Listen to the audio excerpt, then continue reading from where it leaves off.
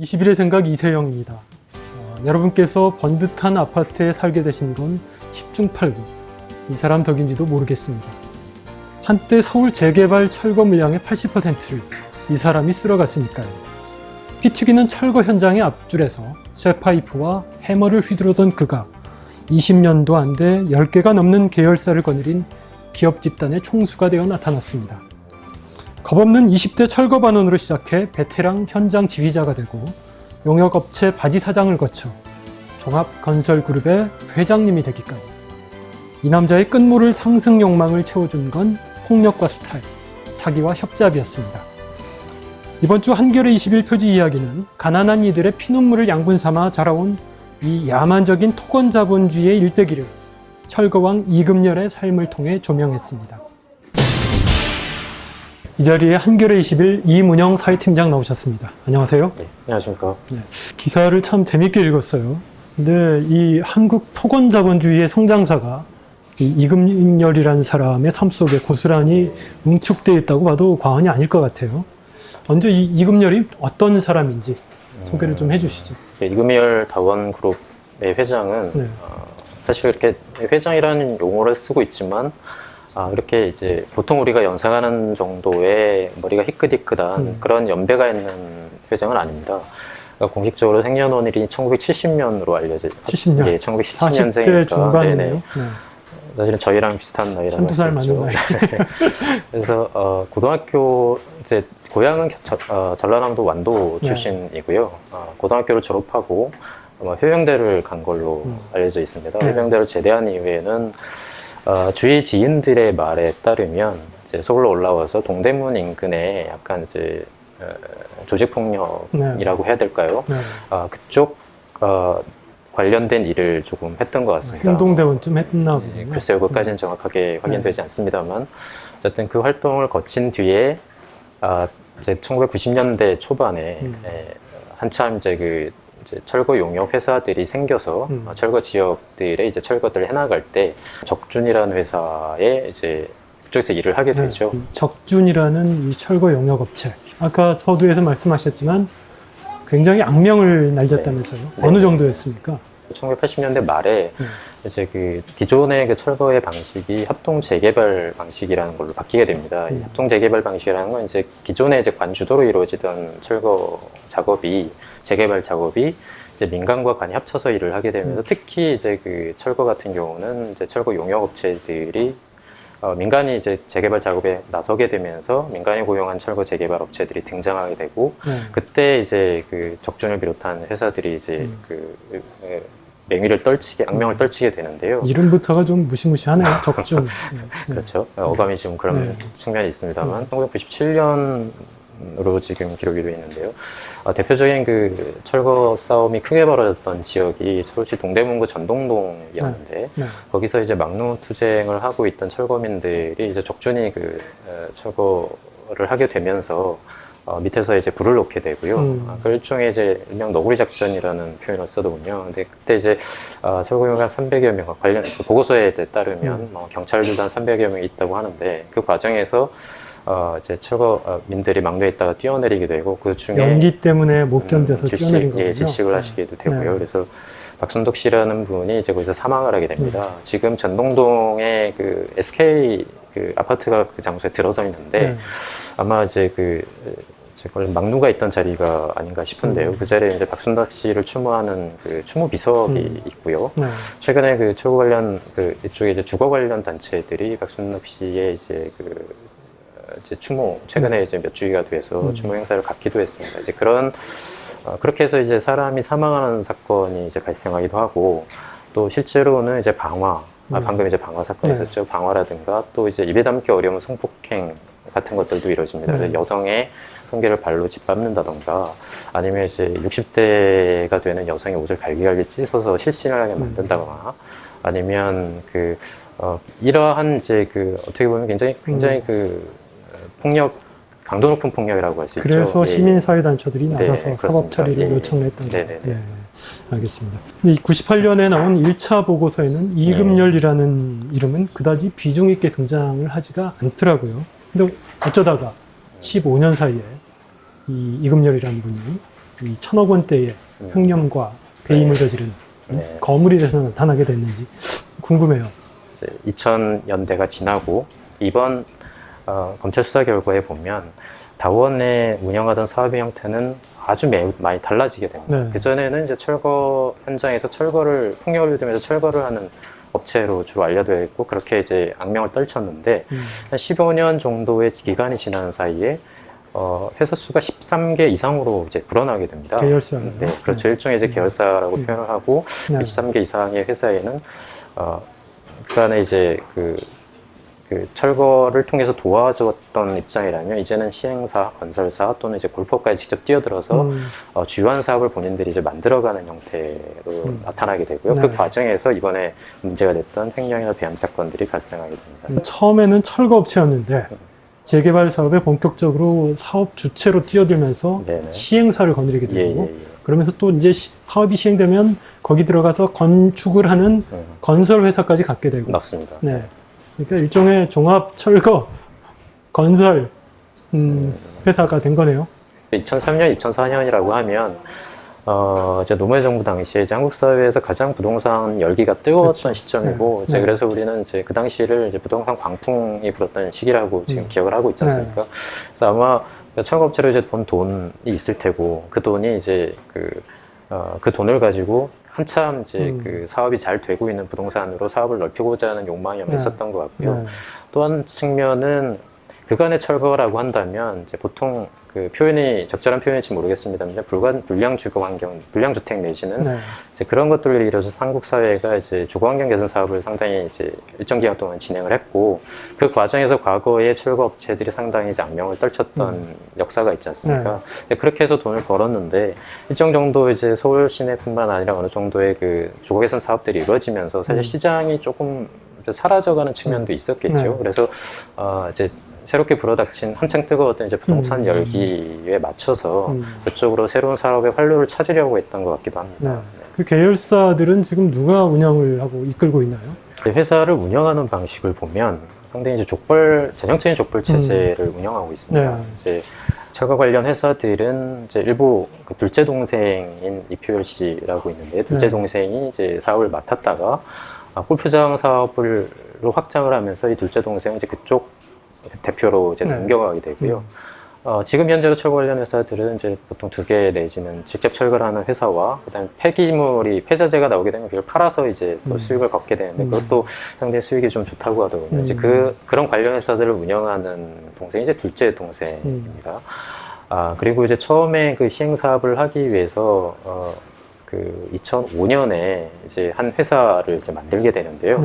그 회사는 본인이 이제 처음에 등기 대표이사로 있다가 지금은 이제 그 사건이 발생하기 직전까지는 한 국가대표 감독이었습니다. 역도 전 국가대표 감독이라고 알려져 있는데요. 그분이 대표를 역임하게 됩니다. 이 사람의 형은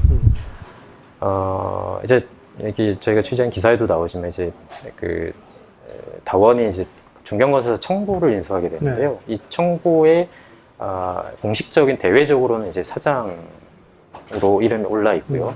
좀 전에 말씀드렸던 그 이제 시행사의 이사가 있습니다. 이 사람은 완도의 이제 후배로 알려져 있는데 농협 출신으로 회계 쪽을 잘 알기 때문에 이 사람을 데려다가 이제 주요 회계를 이제 맡겼고요. 그 사람이 이제 그 아까 말한 시행사 이제 이사로 돼 있고 거꾸로 아까 말 청구에는 이제 등기로에 올라 있는 이사는 아니지만 대표는 아니지만 실제로 이제 대표 역할을 했다고 알려져 있습니다. 그리고 이제 뭐 친가 쪽에 육촌 형, 외가 쪽에 육촌, 또 이제 고종 쪽에 또 육촌, 뭐 이런 분들이 다 경영 대표나 이런 쪽에 전면에 나서 있고요. 또 처남도 이제 또 경영에 그 주요한 자금 담당을 참여를 했는데 아까 방금 말씀하신 업체 중에 청구 같은 경우에는 이게 씨름단도 운영하고 대구 지역에서는 굉장히 중견 그 건설 기업으로 이름이 알려진 이런 기업인데 어떻게 이런 기업조차 다원으로 넘어가게 됐는지. 근데 이 회사가 이제 IMF 1997년 외환위기를 겪으면서 급격하게 이제 경영난에 휘말리게 되고 그래서 이제 워크아웃 절차를 밟게 됩니다. 이 워크아웃 절차를 이제 종료한 게 이제 2006년, 2007년을 거치면서 종료하게 되고 가장 그 관련자들이 피해자들이 많이 발생한 부분이기도 하고 피해자들이 또 이제 분노하는 부분이기도 합니다. 청구를 인수를 한 뒤에 청구가 포항 지역에서 짓고 있었던 그 아파트가 있습니다. 네. 이 아파트에 이제 그 이금열 씨가 이제 다른 쪽에서 하던 사업 자금이나 이런 것들이 이제 필요하기 때문에 이 아파트도 사업 자금을 만드는 용도로 이제 활용을 하게 되는데요. 청구 직원뿐만 아니라 자기가 이제 운영하고 있던 그 시행사 직원 등등을 또는 이제 본인이 아까 경연 전면에 참여시켰던 친인척들까지 다 동원을 해서 네. 90여 명 정도가 허위 계약을 하게 됩니다. 사실 실제로 분양 의사가 없으면서 실제로 분양을 이제 계약을 하게 되고 1,000만 원에 대한 계약금을 회사에서 지불을 합니다. 그걸 근거로 해서 계약을 하게 되니까 은행에서는 이제 그 계약을 근거로 해서 계약서를 보고 대출을 분양을 해주는 거죠. 대출을 해주게 되죠. 네. 네. 그 대출을 받은 돈이 개인당 1억 5천에서 2억 가까운 돈이 된다고 하고 이 돈은 이제 그 각자에게 가지 않고 회사로 들어가서 회사로 들어가게 되는데 이제 처음에 이 당사자들도 이것이 허위 분양이라는 건 알고 있었습니다. 알고 있음에도 불구하고 거부할 수 없는 이유는 이제 회사를 계속 다니자면 인사상 불이익 같은 것들이 염려할 수밖에 없겠죠. 이제 그런 것들 걱정 때문에 그걸 용인하게 되는데 문제는 그 돈이 이제 공사 대금으로 쓰일 것이다라고 생각을 하고 있었는데 전혀 그렇게 되지 않은 것이죠.